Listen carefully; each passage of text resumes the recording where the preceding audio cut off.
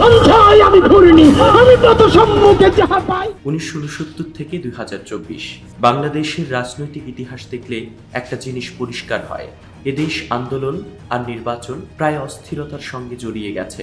এই ইতিহাস শুধু রাজনীতিবিদদের না, এই ইতিহাস সাধারণ মানুষের, যারা রাস্তায় নেমেছে আর অনেক সময় রাস্তাতেই জীবন হারিয়েছে।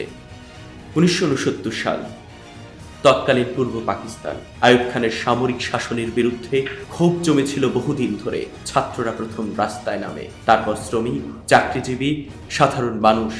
এটা শুধু রাজনৈতিক আন্দোলন ছিল না, মানুষ চেয়েছিল কথা বলার অধিকার, ভোটের অধিকার, নিজের মতো করে বাঁচার অধিকার। পুলিশের লাঠিচার্জ, গুলি, গ্রেপ্তার সবকিছু একসঙ্গে চলছিল।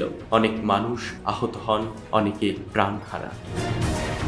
1971 এই আন্দোলনই 1971 সালের মুক্তিযুদ্ধের পথ তৈরি করে দেয়। 1971 সাল মুক্তিযুদ্ধ 9 মাসের যুদ্ধ। লক্ষ মানুষের প্রাণের বিনিময়ে জন্ম নেয় বাংলাদেশ। স্বাধীনতা আসে, কিন্তু রাজনীতির সঙ্গে সহিংসতা তখনও পুরোপুরি শেষ হয় না।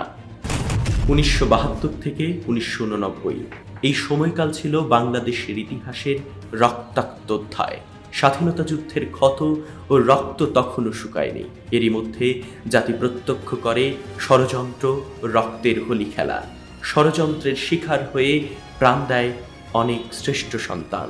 1975 সালের 15ই আগস্ট নিহত হন রাষ্ট্রপতি শেখ মুজিবুর রহমান এবং 1975 সালের প্রাণ দেয় মুক্তিবাহিনীর 2 নং সেক্টরের সেক্টর কমান্ডার খালেদ মোশাররফ। 1977 সালে প্রাণ দেন মুক্তিযোদ্ধা কর্নেল আবু তাহের।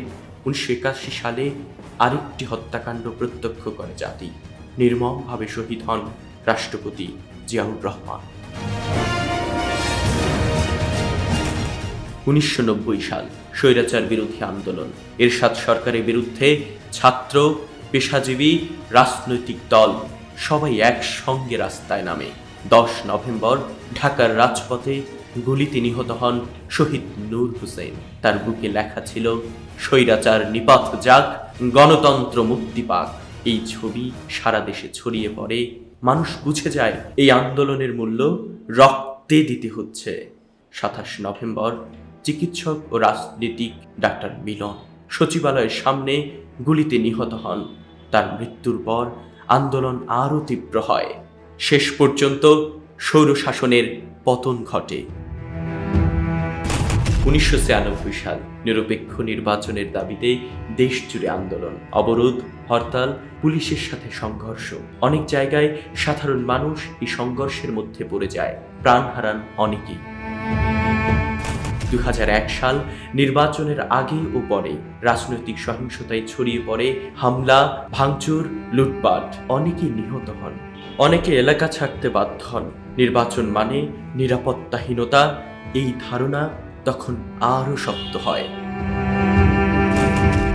2006 থেকে 2008 তত্ত্বাবধায়ক সরকারের দাবিতে দেশ অচল হয়ে পড়ে। সংঘর্ষ হয়, কারফিউ জারি হয়, জরুরি অবস্থা আসে, রাজনীতি থেমে যায়, কিন্তু মানুষের কষ্ট থামে না। 2013 থেকে 2014 নির্বাচনকে ঘিরে অবরোধ আর সহিংসতা। বাসে আগুন দেয়া হয়, ট্রেনে আগুন দেয়া হয়। এই আগুনে পুড়ে মারা যায় শ্রমজীবী মানুষ, নারী, শিশু। এ সময় ভোট শব্দটার সঙ্গে ভয় শব্দটা জুড়ে যায়।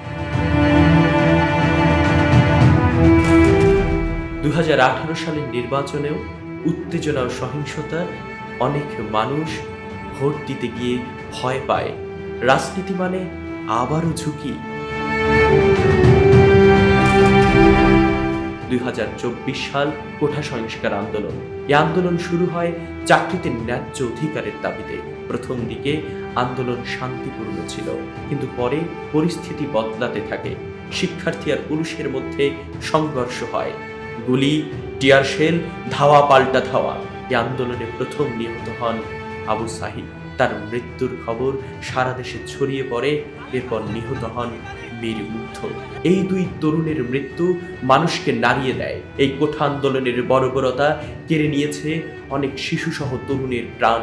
আন্দোলনের পরবর্তী সহিংসতার শিকার জুলাই যোদ্ধা ওসমান হাদি। তার মৃত্যু আন্দোলনের প্রভাব এবং দেশের রাজনৈতিক অস্থিরতা স্মরণ করিয়ে দেয়।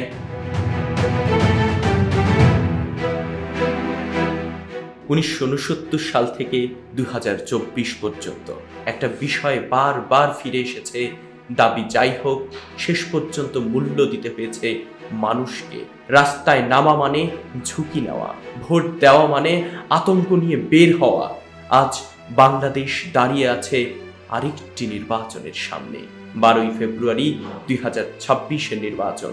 ইতিহাস বলে, নির্বাচন এলেই অস্থিরতা বাড়ে, সংঘর্ষ হয়, প্রাণ যায়।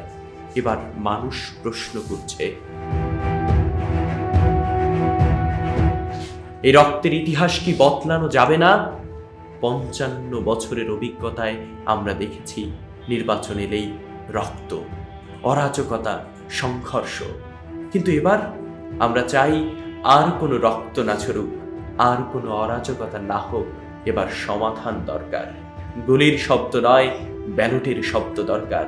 ভোটের পর যে দল বা যে ব্যক্তি ক্ষমতায় আসুক, তাদের দায়িত্ব হবে দেশ চালানো। ন্যায় ও দায়িত্বের সঙ্গে ক্ষমতা বদলাতে পারে, কিন্তু দেশের ক্ষতি যেন না হয়। আর কোনো মায়ের কোল যেন খালি না হয়, আর কোনো তরুণ যেন রাজনীতির কারণে জীবন না হারায়। এইটাই আজ মানুষের চাওয়া, এইটাই আজ সময়ের দাবি। বাংলাদেশ বদলাক, ইতিহাসের পুনরাবৃত্তি না হোক।